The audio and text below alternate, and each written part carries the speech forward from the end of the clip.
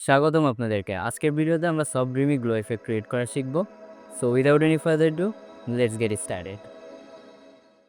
আজকের এক্সাম্পলের জন্য আমি এই রেফারেন্স ইমেজটি ব্যবহার করছি। আপনারা যদি ডাউনলোড করতে চান, ভিডিও ডিসক্রিপশন বক্সে ডাউনলোড লিঙ্ক দেওয়া থাকবে, এখান থেকে ডাউনলোড করে নিতে পারবেন। Soft dreamy glow effect create করার জন্য আমাদের সর্বপ্রথম লেয়ারটিকে ডুপ্লিকেট করে নিতে হবে। তার জন্য লেয়ার্স প্যানেলে আসলে মেক শিওর যেন আমাদের লেয়ারটা সিলেক্ট থাকে। দেন আমরা কিবোর্ডের কন্ট্রোল হোল্ড করে যে প্রেস করলে লেয়ারটা ডুপ্লিকেট হয়ে যাবে। দেন আমরা এই লেয়ারটাকে স্মার্ট অবজেক্টে কনভার্ট করব। তার জন্য এই লেয়ারের উপরে মাউসের রাইট ক্লিক করব। দেন নিচে আসলে আমরা এখানে কনভার্ট টু স্মার্ট অবজেক্ট অপশনটি দেখতে পাবো, এখানে একটা ক্লিক করব। তাহলে আমাদের লেয়ারটি স্মার্ট অবজেক্টে কনভার্ট হয়ে যাবে। আর যদি স্মার্ট অবজেক্ট নিয়ে বিস্তারিত জানতে চান তাহলে এই ভিডিওটি দেখে আসতে পারেন। দেন আমরা চলে যাব ফিল্টার অপশনে, এখান থেকে যাব ব্লারে, ব্লার থেকে গসিয়ান ব্লার, এখানে একটা ক্লিক করব।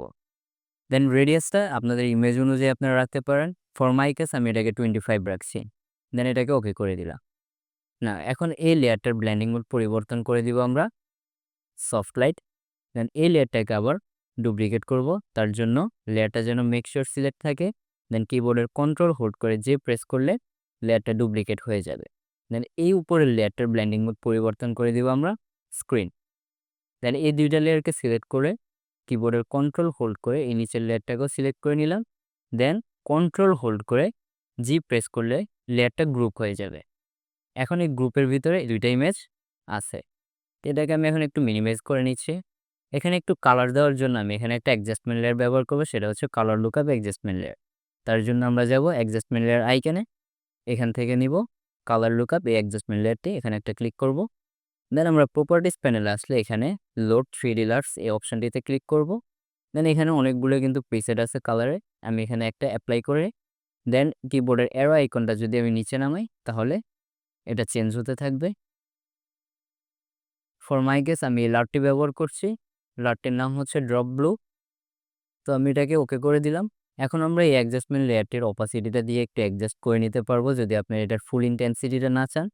তো তার জন্য জাস্ট এই লেয়ার্স প্যানেলের উপরে আসলে এখানে অপাসিটি অপশনটা দেখতে পাবেন, এটাকে একদম 0 করে আস্তে আস্তে বাড়াবেন। তাহলে আপনারা যতটুকু চান ততটুকু রাখতে পারবেন। আমি এখানে 75 রাখছি।